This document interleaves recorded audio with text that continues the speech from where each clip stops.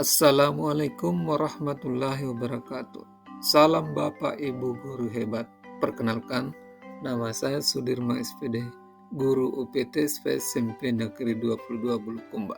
Kali ini saya akan melakukan aksi nyata topik kurikulum merdeka, yaitu pada topik menyebarkan pemahaman mengapa kurikulum perlu berubah, apa pentingnya perubahan kurikulum, mengapa kurikulum perlu berubah.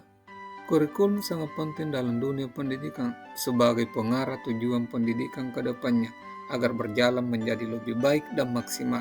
Kurikulum yang baik tentu membutuhkan kajian dan pemikiran yang mendalam. Lalu, apa peran dan fungsi kurikulum? Peran kurikulum yakni kurikulum sebagai pedoman dan acuan dalam pembelajaran.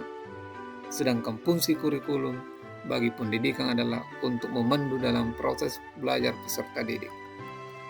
Lantas, apa itu kurikulum? Kurikulum merupakan pedoman penyelenggaraan dan pengaturan kegiatan pembelajaran untuk mencapai tujuan pendidikan tertentu. Sebagaimana di dalam bukunya Ralph Tyler yang mengatakan komponen kurikulum yaitu 1. Tujuan, yang kedua konten, yang ketiga metode atau cara, yang keempat evaluasi.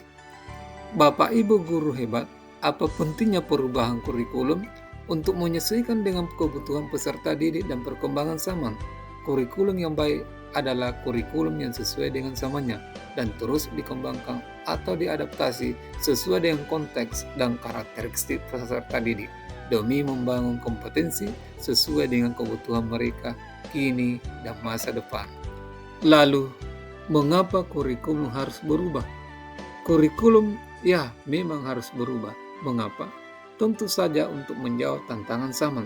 Kurikulum tidak dapat dipergunakan dalam satu waktu terus-menerus karena dunia terus berubah.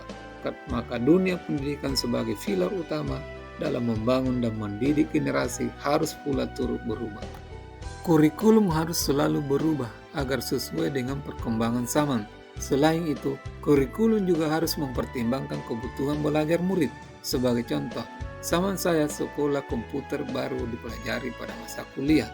Itu pun hanya sebatas menyalakan, mematikan, dan mengerti saja. Coba kita lihat anak sekarang.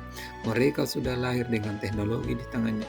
Bayi saja sudah pandai memainkan layar gawai, menonton YouTube, TikTok, Facebook, dan lain-lain. Itulah mengapa kurikulum juga harus berubah, agar kita dapat menyiapkan generasi yang akan datang yang visioner dan mampu memandang ke depan. Jadi, dapatkah kurikulum berubah? Ya, dapat berubah sesuai perubahan dan perkembangan budaya dan zaman.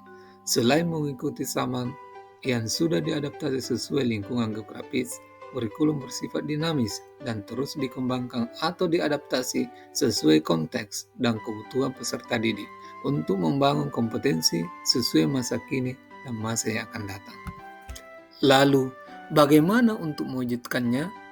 Seluruh komponen masyarakat, yaitu peran orang tua, masyarakat, dan sekolah harus menempatkan kebutuhan, pendapat, pengalaman, hasil belajar, serta kepentingan peserta didik sebagai pengembang kurikulum, karena kurikulum dirancang untuk kebutuhan peserta didik. Dengan perubahan kurikulum, kita sebagai pendidik terus berkembang bersama peserta didik.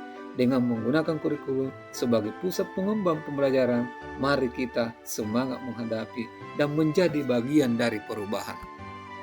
Bapak Ibu Guru Hebat, demikianlah pemaparan dari saya. Semoga apa yang saya sampaikan bermanfaat bagi kita semua. Sekian dan terima kasih.